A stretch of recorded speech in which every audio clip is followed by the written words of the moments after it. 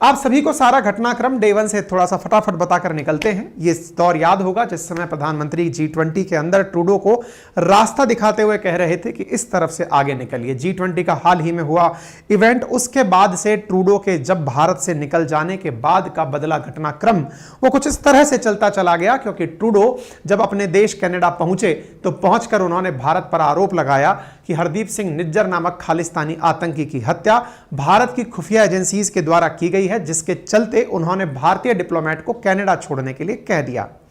बदले की कार्रवाई में भारत ने भी यहां पर अपने दूत को, जो कि कनाडा द्वारा नियुक्त था, उन्हें वापस भेजने का निवेदन कर दिया कि निकलिए, आप भी पहुंचिए अपने घर। और इसी प्रकार से दोनों के बीच बढ़ते बढ़ते तल्खी एक और मुकाम हासिल किया भारतीय खुफिया एजेंसीज ने, या फिर जिसने भी किया, नहीं पता किसने किया।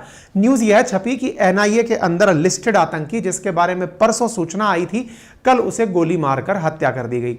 जानकारी यह भी है कि लगभग 20 से अधिक NIA के द्वारा लिस्टेड आतंकी कनाडा में रह रहे हैं और इस तरह के आतंकियों को कनाडा अपने आप पनाह दे रहा है। भारतीय विदेश मंत्रालय के प्रवक्ता का कहना है कि आतंक के लिए सेफ हेवन बन गया है कनाडा। इस वजह से भारत भी कनाडा से आने वाले कैनेडियंस को इंडिया आने की इजाजत नहीं देगा, उनके वीजा पर रोक लगा दी। यह अपडेट हम कल तक आप लोगों को दे चुके थे। आज जो अपडेट है उसके पीछे का कारण इन दोनों के बीच की तल्खी नहीं, तीसरे व्यक्ति की एंट्री है और वो है अमेरिका। अमेरिका को लेकर के इस तरह के बयान आ रहे थे कि अमेरिका इस मुद्दे पर कनाडा के साथ जाने से हिचक रहा है।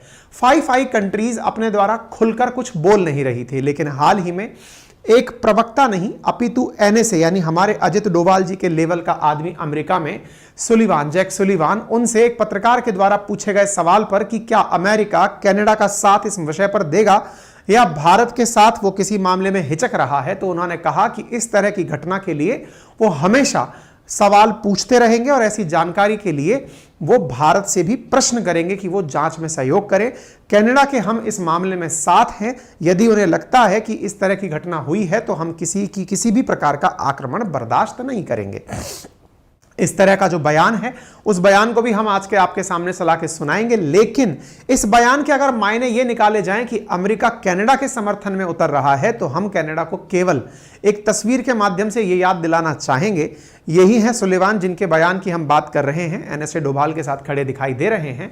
उन्हें बस ये तस्वीर हम याद दिलाना चाहेंगे 2022 की, जुलाई 2022 की, जब बाइडेन सऊदी के प्रिंस बिन सलमान को मनाने सऊदी गए थे, लेकिन उस समय पर सलमान ने ना तो इनसे हाथ मिलाया और वही picture photo of the frame कहलाई जिस समय भारत के द्वारा जैसे कनाडा को राह दिखा करके बाहर किया गया, ठीक वैसे ही सऊदी के प्रिंस सलमान के द्वारा बाइडेन को राह दिखाते हुए बाहर का रास्ता दिखाया गया। यह मामला बहुत हाईलाइट हुआ। सऊदी के द्वारा अमेरिका का साथ छोड़ते हुए चीन का हाथ पकड़ने तक की घटना 2022 की बड़ी घटनाओं में शुमार रही। जब बाइडेन सऊदी पहुंचे थे तो बाइडेन को यथा सम्मान बाइडेन को नहीं मिला सऊदी के अंदर, लेकिन जब शी जिनपिंग दिसंबर 2022 में सऊदी पहुंचे तो उन्हें डिजर्विंग जो रेस्पेक्ट मिलना चाहिए वो मिला था। इससे यह माना जा रहा था कि सऊदी निकलकर अमेरिकी खेमे से पुतिन के खेमे में और शी जिनपिंग के खेमे में जा रहा है। आज स्थिति भारत की है। आज इस स्थिति के बारे में जरूर चर्चा भी हम आपके सेशन में करने वाले हैं। आप सबसे गुजारिश है कि जल्दी से अपने इस सेशन को सभी साथियों के साथ साझा कर दें। चैनल पर नए हैं तो पहले ही सब्सक्राइब कर लें, क्योंकि एंड में जाते जाते आप सब्सक्राइब करना भूल जाते हैं। चर्चा करते हैं पहले सऊदी की, ताकि हम भारत को समझने में आसानी रखेंगे। चर्चा है इस व्यक्ति की जो आपके सामने दिखाई दे रहा है। नाम है इनका खशोगी, जमाल खशोगी। कौन है ये व्यक्ति? असल में ये एक सऊदी का नागरिक था, लेकिन ये अमेरिका के पक्ष में, अमेरिका के एक अखबार है वाशिंगटन पोस्ट, उसके लिए कॉलम लिखा करता था और इस तरह की बातें लिखता था जो कि सऊदी को पसंद नहीं आती थी। यानी कि एक तरह से कहिए वो पत्रकार था जो कि सऊदी के प्रिंस सलमान को पसंद नहीं था। यह पत्रकार 2017 में प्रिंस के डर से छोड़कर सऊदी को अमेरिका जा बसा था। 2017 में यह व्यक्ति सऊदी छोड़ता है, अमेरिका की शरण में जाकर पहुंचता है और वहां बैठकर सऊदी के बारे में कुछ भला बुरा पत्रकारिता में लिखने लगता है। देखिए, अपने यहां लोकतंत्र है, लेकिन सऊदी के अंदर आज भी राजा का ही शासन चलता है। ऐसी स्थिति में इन्हें यह बात बर्दाश्त नहीं थी कि कोई व्यक्ति इनके खिलाफ कुछ भी जाकर कहीं भी लिखे। खैर, घटनाओं का दौर बढ़ता है। खशोगी आखिरी बार इस तस्वीर में देखे जाते हैं। यह तस्वीर है 2 अक्टूबर 2018 की। जगह है तुर्की, तुर्की के अंदर इस्तांबुल, इस्तांबुल के अंदर जिस जगह पर आप इसे देख रहे हैं वो है सऊदी की एम्बेसी या कॉन्सुलेट जो कि तुर्की में खुला हुआ है। वहां पर जमाल खशोगी देखे जाते हैं आखिरी बार 2 अक्टूबर 2018 को। बाद में पता चलता है कि ये घुसते हुए का फोटो तो मिला लेकिन निकलते हुए का कभी फोटो नहीं मिला। तमाम सुरक्षा एजेंसीज ने तुर्की के अंदर इस पूरे ऑफिस की सुरक्षा जांच की लेकिन उन्हें खशोगी का पता तक नहीं चला। कुछ ने कहा कि इन्हें छोटे छोटे टुकड़ों में चॉप करके बाहर फेंक दिया गया क्योंकि सऊदी प्रिंस सलमान का इन्हें खत्म करने का आदेश था। ऐसा कौन बोला? अमेरिका की खुफिया एजेंसीज ने आरोप लगाया। 2018 के बाद दौर आता है अमेरिका के 2019 के चुनावों का। एक तरफ ट्रंप थे तो दूसरी तरफ खड़े थे बाइडेन। बाइडेन ने अपने चुनावी भाषण में कहा कि जो भी खशोगी की हत्या के जिम्मेदार हैं उन्हें हमारे द्वारा सजा दिलाई जाएगी। आप यहां पर देख सकते हैं ये चुनाव के प्रचार के दौर की खबर है 2019 की।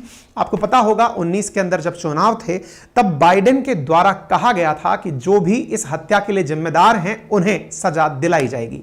सजा दिलाने के नाम पर इन्होंने जो कमिटमेंट 2019 में दिया इससे सऊदी उसी समय नाराज हो गया था कि हमारे खिलाफ कोई व्यक्ति बोलता है, आप उस देश को सजा देने की बात करते हैं जिसने यह हरकत की है।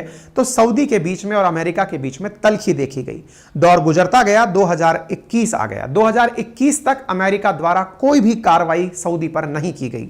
अमेरिका पर दबाव बढ़ने लगा। अमेरिकी एजेंसीज बाइडेन को बताने लगी कि खशोगी की हत्या के लिए प्रिंस सलमान जिम्मेदार हैं, आप कुछ क्यों नहीं कर रहे। बाइडेन समझ चुके थे कि इनके खिलाफ बोलना पुतिन के नजदीक सऊदी को पहुंचाने जैसा होगा। अमेरिका यह बर्दाश्त नहीं कर सकता था। लेकिन चूंकि बाइडेन खुद भी चुनाव जीतना दोबारा चाहते हैं, 2024 के चुनाव में वापस से संभवतः प्रतिद्वंदी बनकर निकल कर आए, चुनावी कॉन्टेस्टेंट बनकर आए, ऐसी स्थिति में उन्होंने 2022 में अपनी बात को थोड़ा सा डाइल्यूट करने का प्रयास किया। प्रयास में सऊदी लेकिन इस बात से चिढ़ा हुआ था कि आप मेरे भविष्य का निर्णय अमेरिका में बैठकर नहीं कर सकते। हम दुनिया के लिए मायने रखते हैं। मायने कैसे? दुनिया के अंदर तेल पैदा करने वाले देशों में organization of petroleum exporting countries जिसे ओपेक कहा जाता है, उनमें सऊदी एक प्रमुख राष्ट्र है। उनके द्वारा दुनिया में जितना भी तेल का उत्पादन होता है उसे कंट्रोल किया जाता है। ओपेक प्लस देशों में रशिया और ओपेक यहां पर सऊदी के बीच में यह साठगांठ 2022 के फरवरी में हुई कि जब यूक्रेन वॉर शुरू हुआ, सऊदी ने दुनिया के द्वारा रशिया पर तेल प्रतिबंध लगाए जाने के बाद खुद से यह फैसला लिया कि अब सही समय है अमेरिका को मजा चखाने का। उधर की तरफ रशिया से तेल नहीं मिल रहा था दुनिया के देशों को और इधर की तरफ सऊदी ने निर्णय लिया कि वो भी तेल का उत्पादन घटाएगा ताकि तेल की कीमतों में इजाफा हो सके। ओपेक कंट्रीज के द्वारा तेल के प्रोडक्शन में कमी होने से दुनिया में तेल की कीमतें बढ़ने लगी। बहुत सारे देश गरीबी की चपेट में आने लगे। कई देश फेल कंट्रीज में शामिल होने लगे, जिनमें से 2 हमारे पड़ोसी भी, श्रीलंका और पाकिस्तान भी शामिल हैं। बढ़ी हुई तेल की कीमतों के चलते जब इकोनॉमीज फेल मारने लगी, अमेरिका को लोग कोसने लगे कि रशिया यूक्रेन वॉर के अंदर तुम्हारे द्वारा दुनिया के देशों को अपने साथ में रखने की जो तुम्हारी क्षमता थी उसे अब चैलेंज मिल चुका है, तुम किसी काम के नहीं बचे हो। इसे सुनकर के अमेरिकी राष्ट्रपति बाइडेन हवाई जहाज पकड़कर सऊदी के पास पहुंचते हैं। प्रिंस सलमान के पास जुलाई 2022 में पहुंच करके बाइडेन उनसे तेल उत्पादन बढ़ाने की कहते हैं और कहते हैं कि चिंता मत करिए, हम आपको कुछ ना कुछ तरीके से इम्यूनिटी दे देंगे, आपको कुछ परेशानियां ना हो, हम यह कोशिशें करेंगे। प्रिंस सलमान चिढ़े बैठे थे। उन्होंने कहा, सॉरी सर, हम आपके किसी भी बहकावे में नहीं आएंगे। आप एक स्वतंत्र राष्ट्र के ऊपर अपनी तरफ से लाइन का निर्णय नहीं कर सकते। और एक तस्वीर बड़ी फेमस हुई कि जब प्रिंस सलमान बाइडेन से मिले तो उस समय पर बाइडेन को उन्होंने हाथ ना मिलाकर मुक्के से इस प्रकार से फिस्ट बैंड को आमने सामने करके मुलाकात की थी, यानी ये दिखाते हुए कि हम टकराने के लिए तैयार हैं। सोचिए, अमेरिकी राष्ट्रपति मनाने के लिए सऊदी आए थे, लेकिन सऊदी ने तेल का उत्पादन बिगाड़ करके अमेरिका को झुकने के लिए मजबूर कर दिया था। इतना पर ही सऊदी नहीं रुका। सऊदी ने चीन को अपनी तरफ आमंत्रित किया। शी जिनपिंग को शाही स्वागत दिया गया। शी जिनपिंग के साथ सऊदी प्रिंस ने बकायदा हैंडशेक किया और हैंडशेक करके उन्हें अपने देश बुलाया। देश बुलाकर शी जिनपिंग और इनके बीच जिस प्रकार से गहराई बढ़ने लगी, अमेरिका को बेचैनी बहुत बढ़ने लगी। अमेरिका को लगा कि सऊदी उनके हाथ से निकल गया। फाइनली अमेरिका ने खशोगी वाला केस साइड में उठाकर रख दिया। प्रिंस सलमान को मनाने के तमाम प्रयास किए जाने लगे, क्योंकि प्रिंस सलमान यदि शी जिनपिंग के पास पहुंच गए तो पुतिन के साथ भी हो जाएंगे और अमेरिका द्वारा एशिया में अपना पूरा वर्चस्व समाप्त होते हुए नहीं देखा गया।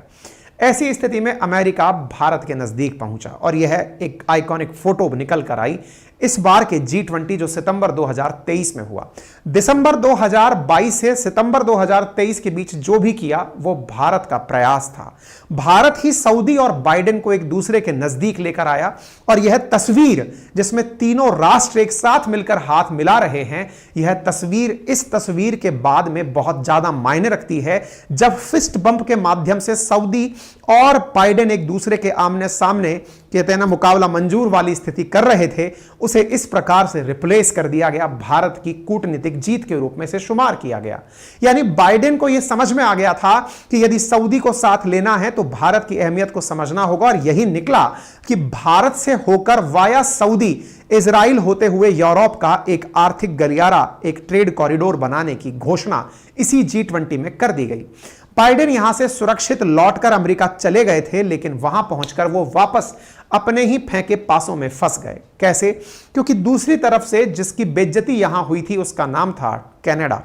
ट्रूडो को जो यथासंभव सम्मान खालिस्तानियों के कारण हमारे देश में नहीं मिला, ट्रूडो वहां पहुंचकर अपनी संसद में बोलते हैं कि भारत के द्वारा उनके देश में रह रहे भारत के मोस्ट वांटेड आतंकी हरदीप सिंह निज्जर की हत्या भारतीय खुफिया एजेंसीज ने कराई है। यह बिल्कुल पिक्चर रिवाइंड हो रही है, बिल्कुल वैसे ही जैसे खशोगी की हत्या सऊदी ने कराई, ऐसे ही भारत पर आरोप लगा कि निज्जर की हत्या इंडिया ने कराई और वो कनाडा के भीतर ही कराई। ऐसी स्थिति में कनाडा के द्वारा दिया गया यह पॉइंट आने वाले समय में बहुत बड़ा डिबेट का पॉइंट बनेगा। यह अमेरिका समझ तो रहा था लेकिन चुप था। अमेरिका के द्वारा दबे स्वर में कनाडा को कोशिशें भी की गई कि उसे इस प्रकार से बात बोलने से रोका जाए, लेकिन खालिस्तानियों के दबाव में और अपनी लोकल पॉलिटिक्स को बिगड़ता हुआ देख ट्रूडो के द्वारा अपनी संसद में इस प्रकार का भाषण दिया गया। अब मुसीबत यह थी कि अमेरिका चाहते हुए भी मना नहीं कर सकता था, क्योंकि 5 कंट्रीज में अमेरिका कनाडा का एक प्रमुख सहयोगी है। ऐसी स्थिति में अमेरिका को एनएसए के माध्यम से यह बात बुलवानी ही थी कि हम कनाडा के साथ जांच में सहयोग करेंगे और ऐसा अगर किसी ने भी किया है तो उसे हम इसके लिए जवाबदेह बनाएंगे कि वो इस बात पर चर्चा करें। इन तमाम चीजों में बदलते हुए राजनीतिक घटनाक्रम में एक बड़ा प्रश्न बनकर यह आता है कि क्या अमेरिका जिस प्रकार से सऊदी के लिए पूरे तार बिछा दिया था, क्या अमेरिका के लिए भारत भी उतना मायने रखता है? आंसर है कि सऊदी से कई गुना ज्यादा भारत मायने रखता है। अब आप पूछेंगे ऐसा क्यों? देखिए, अमेरिका का सऊदी के साथ कोई भी डायरेक्ट इंटरेस्ट नहीं जुड़ा हुआ था। अमेरिका खुद तेल में सफिशिएंट है, सेल्फ सफिशिएंट है। वो तो स्टॉक करके रखता है कई साल आगे तक के लिए और खुद के यहां भी जबरदस्त प्रोडक्शन होता है और दुनिया को तेल बेचता भी है। अगर तेल उत्पादन अगर नब्ज है तो वो केवल सऊदी के सामने अमेरिका इसलिए आकर झुका क्योंकि उसे दुनिया में अपना वर्चस्व बनाए रखना था कि कहीं ऐसा ना हो कि दुनिया अमेरिका के वर्चस्व को स्वीकार करने से इनकार कर दे। लेकिन जहां तक बात हो भारत की, भारत ना केवल अमेरिका के लिए एक अपने आप में मार्केट है, बल्कि यह अपने आप में ऐसा मार्केट है जो दुनिया की आने वाले समय में तीसरी बड़ी इकोनॉमी होगा। एक ऐसा मार्केट है जो कि अमेरिका के डिफेंस एक्सपोर्ट का सिंगल पॉइंट बनकर आ सकता है। एक ऐसा क्षेत्र होगा जो कि चीन को सीधा हेड टू हेड टक्कर दे सकता है। ऐसी स्थिति में अमेरिका भारत के साथ किसी भी कॉम्प्रोमाइजिंग सिचुएशन में नहीं आ सकता। अमेरिका वो तमाम प्रयास करता है। आप सोचिए, ये तो नज्जर की घटना है। पुतिन जैसे मामले में, रशिया यूक्रेन जैसे मामले में भी अमेरिका के द्वारा चुप्पी साधी गई भारत को ध्यान में रखते हुए। तमाम प्रयासों के बाद अमेरिका ने जहां यूरोपियन कंट्रीज को रूस से तेल लेने पर रोक लगा दी, भारत के मसले पर अमेरिका भारत को तेल लेने के लिए रोक नहीं लगाया और इसने कन्विंस किया भारत को कि आप अपने आराम से तेल खरीद सकते हैं, हमें कोई दिक्कत नहीं है। दुनिया ने बहुत प्रश्न उठाए और उन प्रश्नों में पाकिस्तान लपेटे में आकर मारा गया, क्योंकि वो भी भारत की चाल चलने लगा था, कौवा हंस की चाल चलने लगा था। ऐसी स्थिति में वो भी पुतिन से सस्ता तेल मंगाने के लिए प्रयास किए, जिसकी कीमत इमरान खान को अपनी सत्ता छोड़कर चुकानी पड़ी। भारत के कूटनीतिक कद को आप इस बात से समझ सकते हैं कि दुनिया के लिए न केवल हम बाजार हैं, बल्कि एक बेहतरीन मैन्युफैक्चरिंग हब भी बनते जा रहे हैं। चूंकि चीन अमेरिका के बीच में बिल्कुल विचारधारा की लड़ाई है, वर्चस्व की सीधा 1 और 2 पॉइंट की लड़ाई है, ऐसी स्थिति में एशिया में अगर चीन को या फिर पुतिन को अमेरिका का कोई सहयोगी नजर आता है तो वो भारत नजर आता है। ऐसी स्थिति में अमेरिका नहीं चाहेगा कि उसके किसी भी प्रयास से भारत पुतिन का समर्थक बनकर के सीधा सीधा अमेरिका के सामने खड़ा हो जाए। ऐसी स्थिति में अमेरिका चाहे बोल कुछ भी ले, लेकिन वो अंततोगत्वा चाहेगा यही कि भारत के साथ उसकी बातें ना बिगड़ें। इसीलिए सुर्खियां ये भी हैं कि इस बार के 26 जनवरी 2024 के गणतंत्र दिवस समारोह के अंदर बाइडेन भारत के मुख्य अतिथि हो सकते हैं। इन तमाम खबरों के बारे में अपडेट जैसे भी आती रहेंगी हम आपको बताते रहेंगे। यानी कि इनके द्वारा दिया गया यह भाषण, जिसमें ये भारत को के बारे में कह रहे हैं कि हमें पता चला है, तो आप हम लोगों को इस तरह से ना लें कि हम न्यूट्रल हैं। हम इस तरह की अगर कोई बात हुई है तो उसके जांच के पक्ष में है। जांच के पक्ष में होना अगर इनकी तरफ से डिमांड है तो अब भारत की भी बात सुन लीजिए। भारत के द्वारा कल मिनिस्ट्री ऑफ एक्सटर्नल अफेयर के द्वारा एक प्रॉपर तरीके की प्रेस कॉन्फ्रेंस की गई, जिसमें यह बताया गया कि मिनिस्ट्री ऑफ एक्सटर्नल अफेयर्स ने अब तक कनाडा को 20 से अधिक ऐसे आतंकियों की, ऐसे दंगाइयों की या ऐसे भगोड़ों की लिस्ट सौंप दी है जो कि भारत के अंदर दिक्कत खड़ी कर रहे हैं। कनाडा सरकार को हमने सारे एविडेंस पेश किए हैं, उसके बावजूद कनाडा के द्वारा आज तक उन पर किसी भी प्रकार की कार्रवाई नहीं की गई। क्या यह माना जाए कि कनाडा इस प्रकार के भगोड़ों के लिए, आतंकियों के लिए, खालिस्तानियों के लिए एक सेफ हेवन बन गया है? और अगर ऐसा है तो क्या पाकिस्तान की तरह कनाडा भी आतंकियों का पनाहगार डिक्लेयर कर दिया जाए? भारत के द्वारा यह बात ऐसे समय पर उठाई गई जिस समय दूसरा ही एक और खालिस्तानी कनाडा के अंदर मारा गया था। साथ ही साथ यह भी बड़ा प्रश्न बनकर आता है कि यदि कनाडा आने वाले समय में भारत के साथ इन विषयों पर सपोर्ट नहीं करता है तो वो अपने यहां पर रूल ऑफ लॉ की बात करे और दूसरे देश के अंदर लॉ की परवाह ना करे, तो संभवतया दुनिया के पास इंडिया उन्हें पूरी तरह से खुलेआम शर्मिंदा करने की स्थिति में होगा। इंडिया जहां पर मौका मिलेगा कनाडा के बारे में लोगों को यह बताएगा, समझाएगा कि देखिए हमारे यहां के इतने गुनहगार लोग कनाडा में शरण पाए हुए हैं, हमारे द्वारा इतने सारे इनको अभी तक लेटर्स दिए गए, कनाडा ने अभी तक उनमें से किसी का भी प्रत्यर्पण नहीं किया, उनमें से किसी को भी गिरफ्तार नहीं किया। तमाम भारतीय जो जाकर कनाडा में रह रहे हैं, जो लाखों विद्यार्थी वहां पढ़ने गए हुए हैं, उनकी सुरक्षा के लिए कनाडा के द्वारा आज तक कोई प्रयास नहीं किया गया। ऐसी स्थिति में रूल ऑफ लॉ की बात करने वाले पहले अपनी गिरेबान में झांक कर देख लें कि क्या वो वाकई में भारत के साथ भी वैसा ही भाव चाहते हैं। इस प्रकार की घटनाओं से कुल मिलाकर के यहां अमेरिका का पक्ष भी उजागर होता हुआ दिखता है। अभी एक घटना और हुई, ट्रूडो से एक इंटरव्यू में पूछा गया कि क्या आपको पता है कि आपने क्या कर दिया है। ऐसी स्थिति में ट्रूडो ने कहा, हम जानते हैं कि दुनिया में इंडिया एक उभरती हुई अर्थव्यवस्था है, हमारा उद्देश्य केवल इतना है कि हम उनके साथ आगे बढ़ना चाहते हैं। हमने केवल और केवल इस विषय पर उनको साथ आने की बात की है क्योंकि रूल ऑफ लॉ यानी कानून का शासन जो है वो कनाडा में बरकरार रहे, केवल हम इसकी चर्चा करना चाहते हैं। लेकिन भारत ने इन्हें सब तरफ से घेर रखा है और ऐसी स्थिति में आने वाले समय पर इन्हें यह बात भी बार बार याद दिलाई जाएगी कि रूल ऑफ लॉ कहने वाले कनाडा के प्रधानमंत्री को यह समझना चाहिए कि यह उनकी सस्ती वोट बैंक पॉलिटिक्स है। मेरे प्यारे साथियों, हमने अपने ट्विटर अकाउंट के माध्यम से, अंकित कुमार अवस्थी जो ट्विटर हैंडल है, कल वहां पर यह बात उठाई थी जहां पर हमने यह बताया था कि जिस प्रकार से आज निज्जर के पक्षधर बनकर के ट्रूडो सामने आए हैं, इससे उनका खालिस्तानी चरित्र उजागर होता है, खालिस्तान के प्रति वो सिंपैथाइजर हैं ये उजागर होता है। लेकिन वहीं दूसरी तरफ एक और बलूचिस्तानी नागरिक जो कि पाकिस्तान से निकलकर कनाडा में शरण लिया हुआ था, नाम था जिसका करीमा बलोच, उसकी हत्या हुई थी कनाडा के अंदर। आज तक कनाडा ने उस विषय पर किसी के साथ भी सवाल जवाब क्यों नहीं किया? उनका रूल ऑफ लॉ अपने हित को ध्यान में रखकर बदल जाता है क्या?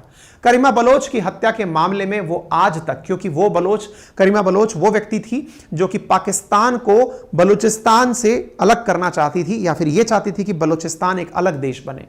ऐसे महिला की हत्या कनाडा में होने पर पाकिस्तान को या फिर कनाडा के द्वारा किसी भी प्रकार की कोई भी जवाबदेही तय नहीं की गई। इससे यह बड़ा प्रश्न निकलता है कि वो भारत के मामले पर नहीं असल बोल रहे हैं, असल में वो अपनी वोट बैंक के लिए, जो कि फिलहाल वहां पर पंजाबियों की वजह से बनी हुई है, उनके लिए बोल रहे हैं। वहीं दूसरी ओर जो न्यू डेमोक्रेटिक पार्टी के नेता हैं, उनसे समर्थन प्राप्त करने के लिए ट्रूडो इस तरह की बातें कर रहे हैं। खैर, बाकी आप इस विषय पर क्या राय रखते हैं वो जरूर बताइएगा। लेकिन इसी बीच में महिंद्रा एंड महिंद्रा, भारत के जो बहुत ही बड़े उद्योगपति हैं, उनके द्वारा हाल ही में कनाडा के साथ अपनी राय एक मैसेज के माध्यम से क्लियर कर दी गई है। हालांकि इस विषय को लेकर के अभी तक बहुत ज़्यादा क्लैरिटी नहीं है, लेकिन सुर्खी है एनडीटीवी में छपी हुई कि महिंद्रा ने कनाडा के अंदर जो अपना व्यापार था उसको समेटने का आदेश दे दिया है। ऐसी स्थिति में कनाडा के अंदर महिंद्रा की एक कंपनी के साथ टाई अप होकर काम चलता था। महिंद्रा की रेजन एयरोस्पेस कॉरपोरेशन के अंदर 11% के आसपास साझेदारी थी। महिंद्रा ने अपनी वो साझेदारी वापस लेने का ऐलान कर दिया है। हालांकि आने वाले समय में इस तरह की घटनाएं और भी होंगी, जिनमें भारत की कंपनीज जो कनाडा में काम कर रही हैं और कनाडा की कंपनी जो भारत में चल रही हैं, यदि इन दोनों के बीच में किसी प्रकार की संतुष्टिप्रद, मतलब दोनों के बीच में सहमति नहीं बनती है, तो संभव है आने वाले समय में उद्योगपति एक दूसरे देश से अपने व्यापार को समेटने लगे। शुरुआत महिंद्रा ने कर दी है।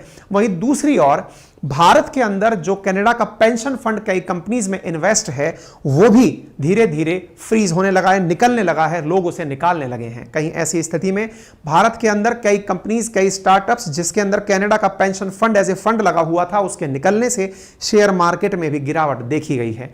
यानी कि जब दो देशों के व्यवहार बिगड़ते हैं तो उसका प्रभाव बाजार पर भी पड़ता है। आने वाले समय में देखना होगा कि कौन सा मुल्क इसकी कितनी कीमत चुकाने को तैयार है। आत्मसम्मान के लिए, भारत की एकता और अखंडता के लिए हम सब मिलकर के किस दौर तक आगे बढ़ने के लिए तैयार हैं, यह समय तय करेगा।